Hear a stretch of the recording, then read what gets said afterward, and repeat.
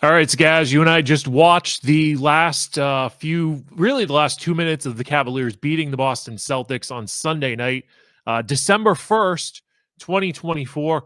Lot of dirt to come out of this game. A lot of frustration on our part.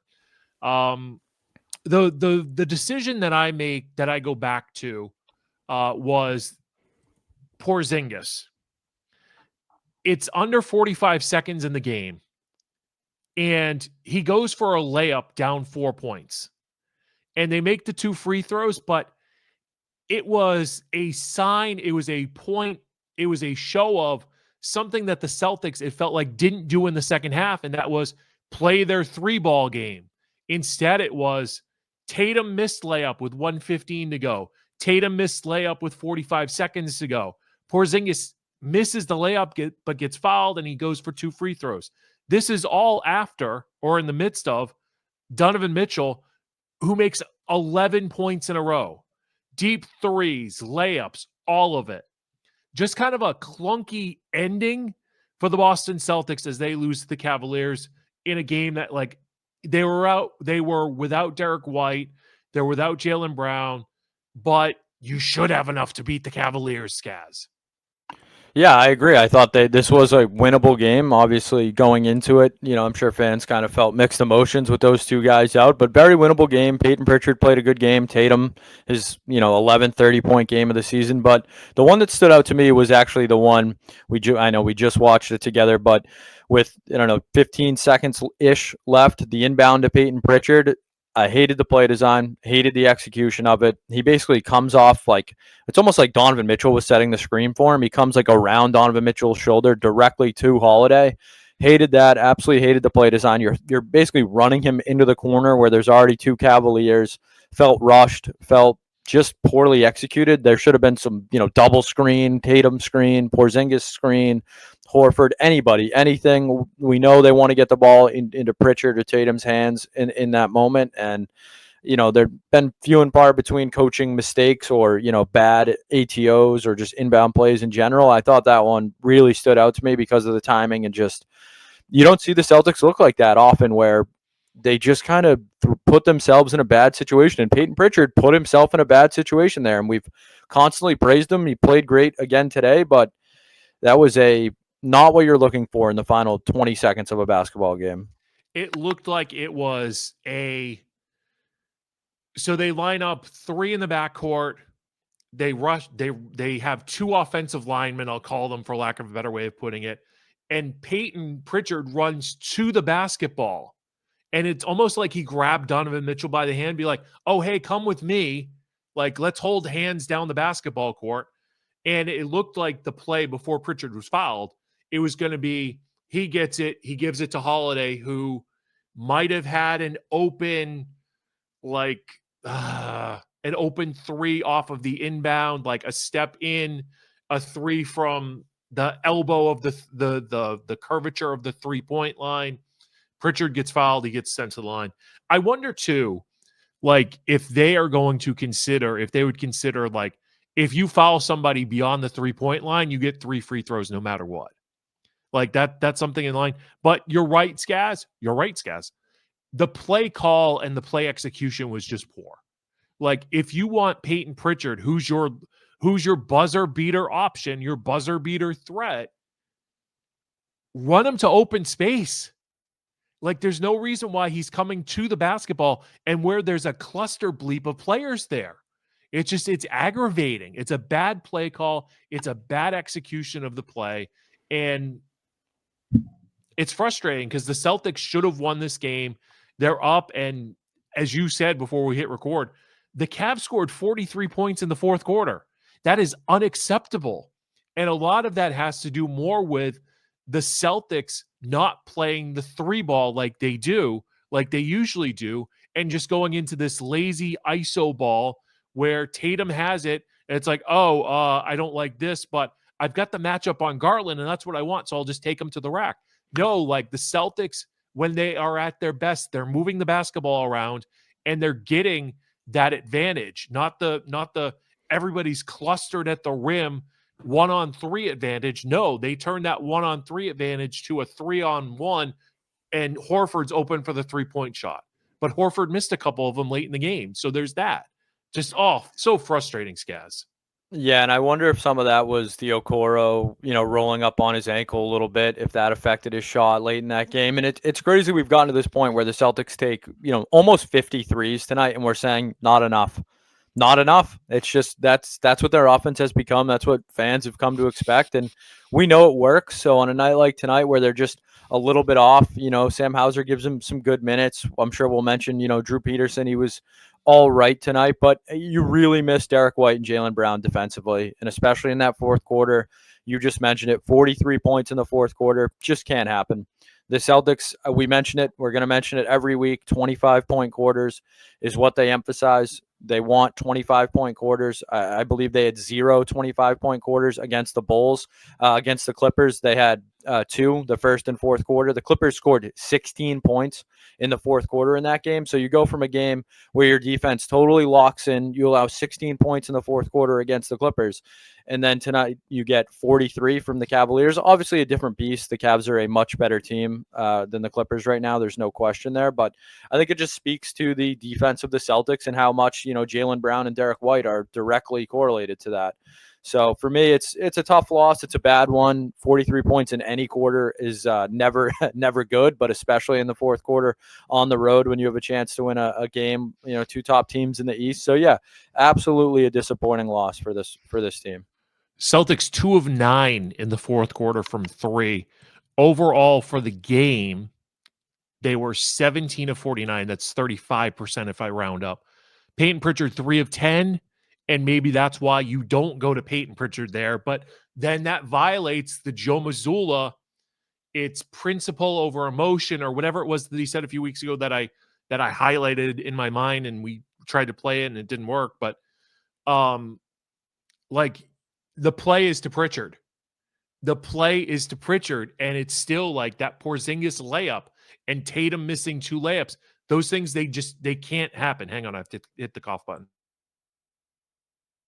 No, I'm with you, Jay Stu. Those things can't happen. And we mentioned the defense, and Darius Garland is a perfect example of that. A guy who really struggled in Boston when Derek White and Jaylen Brown were healthy. And then tonight, you see him absolutely light it up.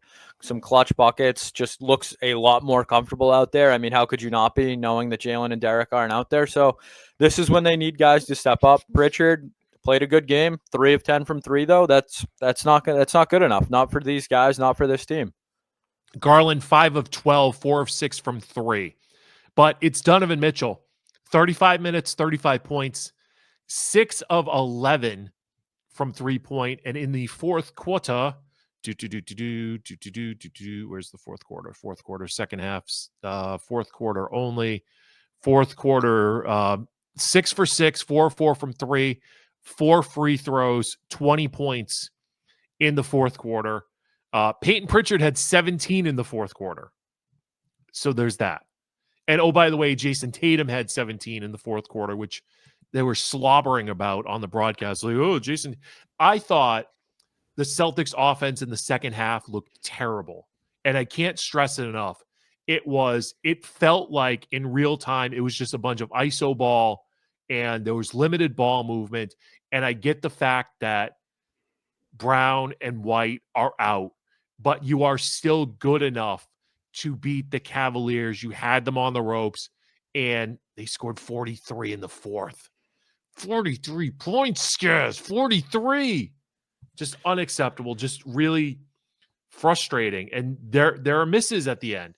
I started kind of like charting specific play-by-play, like the Tatum switch into Garland with 3:40 left. That's an advantage Tatum. That's something that they kept going to. But then it's Mitchell just goes off. And you've got a Horford wide open miss. You've got a Mitchell deep 3. You've got a post up Pritchard. Pritch, please. You've got Mitchell tying it up. You've got a Tatum missed layup. You've got another Donovan Mitchell floater, which was his 11th point in a row with 1:07 left. Then another Tatum miss. And then you had a Mitchell dish that ultimately turned into a Mobley dunk because, oh, look, the Cavs are moving without the basketball. They're the number one cutting team in the league, which was pointed out on the broadcast. And then that was the Mobley dunk was what put him up by 4.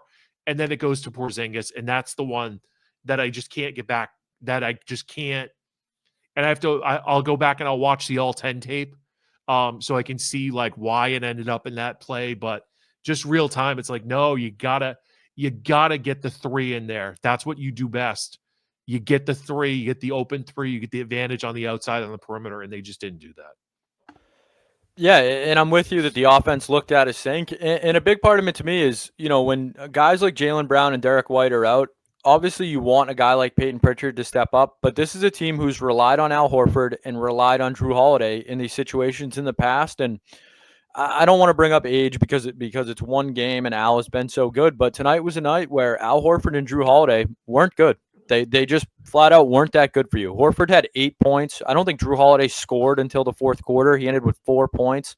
Horford was 3 of 10 from the field, I believe. So it's one game. It's a very small sample size. But when guys like that are out, you need Al Horford to step up. You need, 2-time NBA champion Drew Holiday to step up and fill a role. And maybe Holiday needs to be more assertive offensively. Maybe he needs to seek his shot a little bit more. I know he's a passive guy. I know he's a defender. He does everything right, doesn't make mistakes. But on a night like tonight, when you need buckets and Peyton Pritchard's shot isn't falling 3 of 10 from 3, like you said, it's got to be other guys. And Horford's shot wasn't falling either. So I don't want to put this one on, Drew Peterson or Sam Hauser or, guys like that. I think it's more about Al Horford and Drew Holiday had an off night. And defensively, Darius Garland, Donovan Mitchell going off. If Jaylen Brown and Derek White are out, that's on Drew Holiday. Not solely, but he's a big part of it. So it's one game. We're not going to overreact. I still think the Celtics are far and away the best team in the league. No red flags or anything, but a bad night for Drew Holiday. And he's had a couple of them this year. So maybe that's starting to become somewhat of a concerning trend, but he's a guy where, again, what's he look like tomorrow night? We're not going to see Porzingis tomorrow night. You might not see Derek White tomorrow night. Who knows about Jaylen Brown? So these are the games where a guy like Drew Holiday, this is what he's here for, to step up, to be a leader, be assertive when he has to be. And I thought I was a little disappointed with Drew Holiday tonight. I'll say that. I still wonder about the Drew Holiday injury because he's still got that lingering injury, I think. So we'll see. Speaking of injury, I think we flushed out the Cavaliers' thoughts. Although I'd be all for like ending the podcast here and just being a really bitchy, whiny, complainy podcast for 15 minutes. But Porzingis comes back. He comes back on Monday night against the Clippers. 16 points, 6 of 12 shooting, 6 rebounds, 2 blocks. I think we all expected him back January, February, All-Star break, something like that. I think he was ready to go, and they thought that because on Monday, Horford had an illness, the Murder Hornet had a hamstring issue. Why not use his rehab time now and play him in real games as opposed to, well, we'll just have him play in Maine. We'll have him practice a lot. Let's see what it looks like now, and we'll kind of adjust going forward because they kind of needed a big. But Porzingis is back to the surprise of many early. Surprise of me. Yeah, I was very surprised as well. And I thought it was a good landing spot in terms of, well, they played Monday, then they played Friday, then they played Sunday. But you just kind of talking right there and going over the schedule a little bit has given me a slight concern that I didn't have when we pressed record, 15 minutes ago. And that's their upcoming schedule. I think they play 4 games in 7 nights, like multiple times. Pistons, Bucks, Grizzlies, all at home. Yeah, and I think they have a stretch, like you just said, where they play a ton of games in the next, 16 days or whatever it is. I hope that this isn't we know we're going to be without Al. We need Porzingis on, every other night, stuff like that. I trust the Celtics. Porzingis looks ready. He looks healthy. He looks good. I don't think he was rushed in any way. I think they've done an incredible job. He said he was ahead of schedule since basically right after the surgery. So I have no problems with it. I was definitely surprised, just like yourself. But this upcoming schedule is very grueling. So I'll be very interested how he's used, over the next couple weeks. So it's December. It's Miami the 2nd, Detroit the 4th. 6th and 7th are Milwaukee and Memphis, respectively. Then it's the NBA Cup, whatever. There's 2 games that week, we think. Then it's Chicago the 19th, Chicago the 21st, Orlando the 23rd, Philadelphia on Christmas, Indiana the 27th, Indiana the 29th, and Toronto the 31st. So that is, what is that? That's 2 weeks, and that's 1, 2, 3, 4, 5, 6, 7 games. So that's essentially every other night there's a basketball game. So that's kind of what it is. Yeah, and that we're gonna see what these young guys look like. We're gonna see a lot of Drew Peterson. Maybe we'll see some Jordan Walsh, some Baylor Shireman. I don't know, but Al Horford, Kristaps Porzingis, take your time. These games, I'm not gonna freak out over December 1st loss to the Cavs. It happens. They did it last year. They lost bad games to Atlanta. They lost a couple bad ones. So I wouldn't even consider this a bad one, but I'll be very interested. That's what I'll be watching for over the next month is how are Horford and Porzingis managed, and how is even, Derek White's injury managed. We've gotten kind of little on that. I know they said they don't expect it to be long-term, but he is a crucial piece to this team's long-term success. Scaz, I have a podcast to do tonight, and I'm frustrated at this game. There are nits to pick here, and we've picked through them. I expected more from the Clippers on Monday, but the story was Porzingis coming back, and then the Celtics blew him away. Anything else on the Clippers?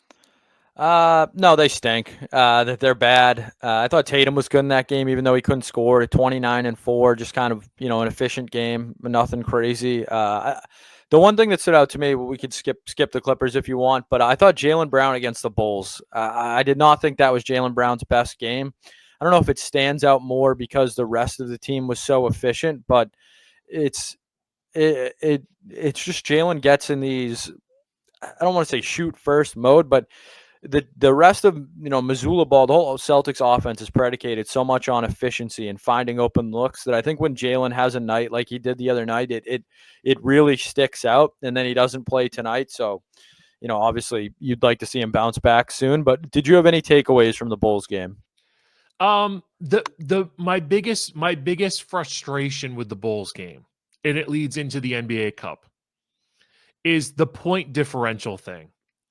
And Tatum gets a rebound with 3 seconds to go, calls a timeout, and then they drop a 3-pointer for Sam Hauser at the buzzer, and he makes it. That is not the spirit of the basketball. That is not the spirit of competition. That is not the spirit of the game. That is Tatum gets the rebound, ball game. Thanks for coming. And this is what frustrates me about the NBA Cup. This is what frustrated me last year when the Celtics are fouling Andrew Drummond. What was it, in the third quarter?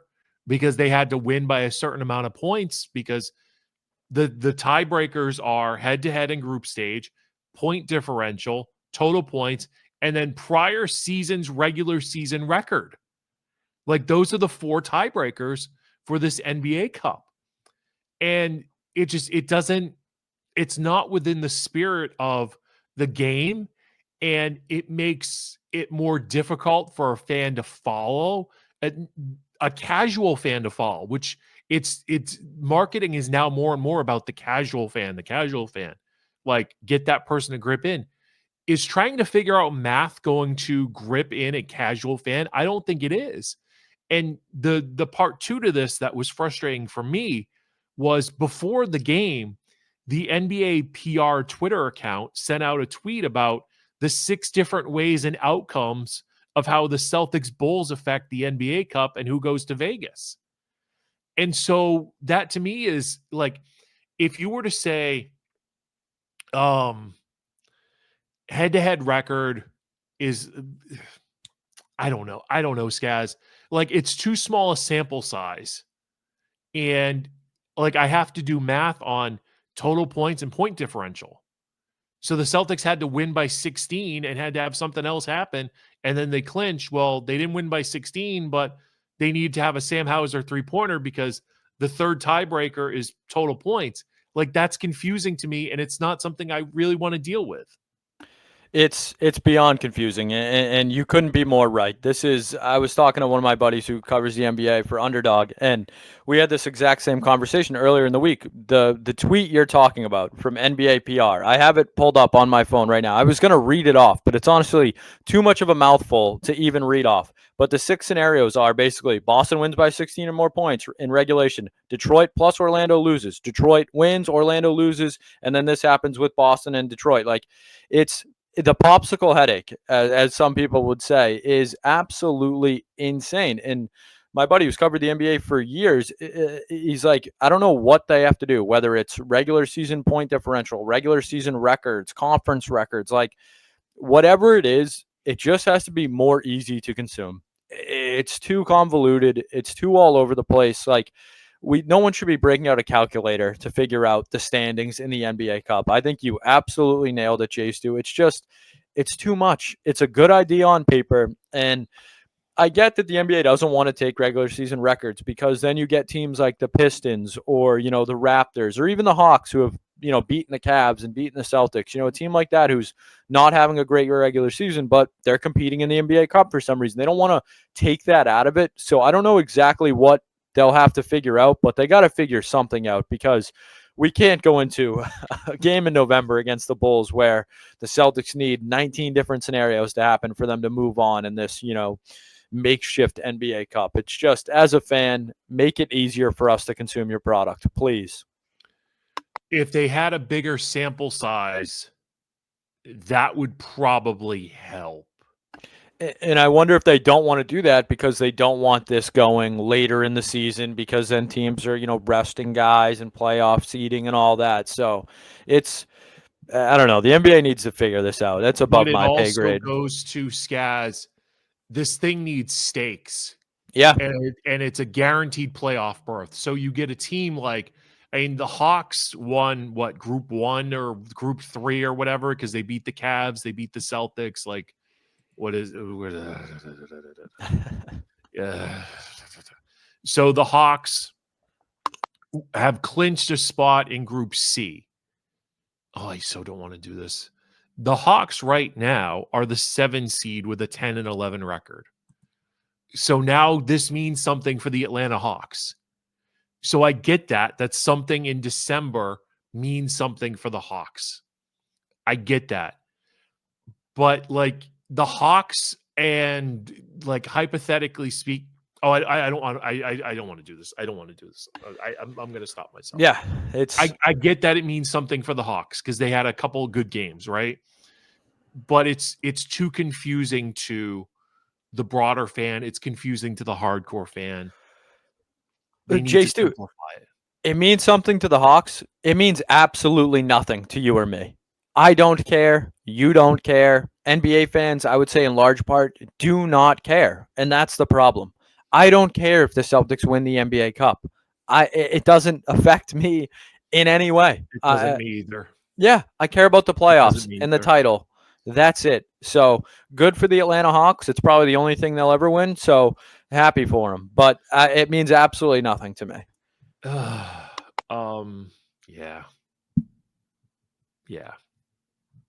I don't know. You want to talk? Here's the last thing that I have in my notes, and that's the Jason Tatum MVP tracker.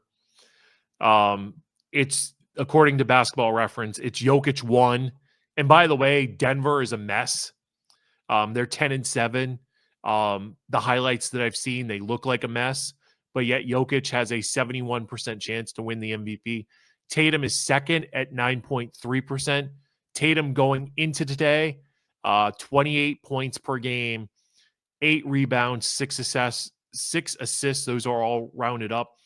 What was fascinating to me, and I'm all for it, Derek White is 10th on the MVP award tracker, according to Basketball Reference. 10th. Yeah. He's got a less than 1% chance of winning the MVP. But the fact that Derek White is 10th, that makes me feel good. That makes me feel really good that something, some algorithm, some person, somebody thinks that Derek White should get MVP votes. So I'm here for that. That's my positive note of the Green Teamers podcast. Yeah, I mean, good for Derek White. My only, and I'll do the negative one of this. There you Because go. Good job, Scaz. because why not? But We won't tell Joe Murray. yeah. But for the people that say Tatum is the MVP, want him to win MVP, I still believe it's Jokic's award to lose. He's just a different animal. The Celtics need to win a game like tonight. Jason Tatum has to take over a game tonight where Jaylen Brown is out, Derek White is out, his quote-unquote super team is banged up, and Jason Tatum takes over on a Sunday night against the best team in the East. I know that's very vanilla. It's very, kind of matter of fact. Oh, yeah, he's got to beat the best team in the East right now. Well, yeah, if he's the MVP, if he wants to overtake the best player in the world, he's got to do stuff like that. And I know he had 30 points. I know he had a great game. I love Jason Tatum. I think he's, top 5 player in the league. But to be the MVP, you have to have MVP performances, and beating the Cavs in Cleveland with Brown and White out would certainly be that. So I think Tatum is easily top 3 this year. I would still have him at 2 myself, but a win on a night like tonight is something you could, tangibly look at and say, look, this is an MVP type performance from a guy who was missing 2 of his co-stars, and he went into Cleveland and beat the best team in basketball right now. So if you're a Tatum MVP person, kind of a bad night for you, unfortunately. If Tatum has 17 in the fourth quarter and the Celtics win, as opposed to 17 in the third quarter, and Peyton Pritchard having 17 in the fourth quarter with the Celtics losing, there's a better Tatum for MVP conversation. But that's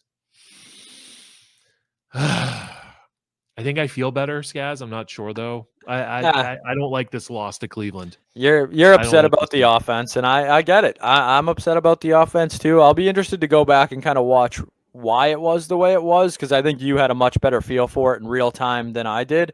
But and maybe a little Joe Mazzulla question, not a question mark, but maybe we look at, what does he do when Jaylen Brown and Derek White are out? Is he going away from Mazzulla's ball too much? Or was he relying on it too much with, the likes of Drew Peterson and Sam Hauser? I wasn't diving into it that much. I'll certainly go back and watch tomorrow and have some, deeper thoughts next week. But Jay Stu was all over this, and I'm loving it when you are upset with the Celtics offense. My question to Joe Mazzulla, and maybe he answered in the post game. If not, I'll feed a question to Zoe or Bertrand or Tim McCone. Is why is running Peyton Pritchard towards the basketball with 15 seconds to play the best play that you could come up with in that situation? And I think that's a fair way to ask it. I don't want a gotcha moment.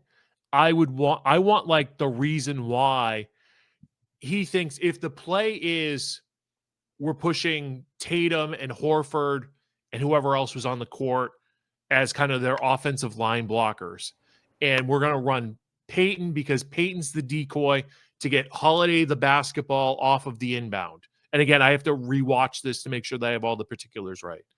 But if that's the play, because Peyton gets fouled and he throws it into the bench, right? Like, so if he doesn't get fouled, it's Cavaliers' ball. So they messed up the execution of it too. And why is Holiday the right person to take that 3-point elbow, that 3-point curvature to the straight line? Sorry, I'm flubbing, but why is that the right play? Yeah, and now with you saying that, it almost feels like maybe they were hoping that they did kind of collapse on Pritchard and Holiday got that corner 3. If he was, if the play he wasn't close enough to the corner. He wasn't.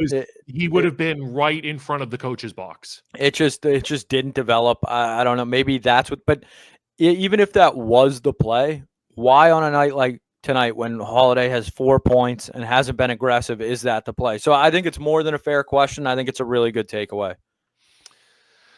All right. Yeah, that's all I got, Scaz. I don't know. Do you have a closing thought?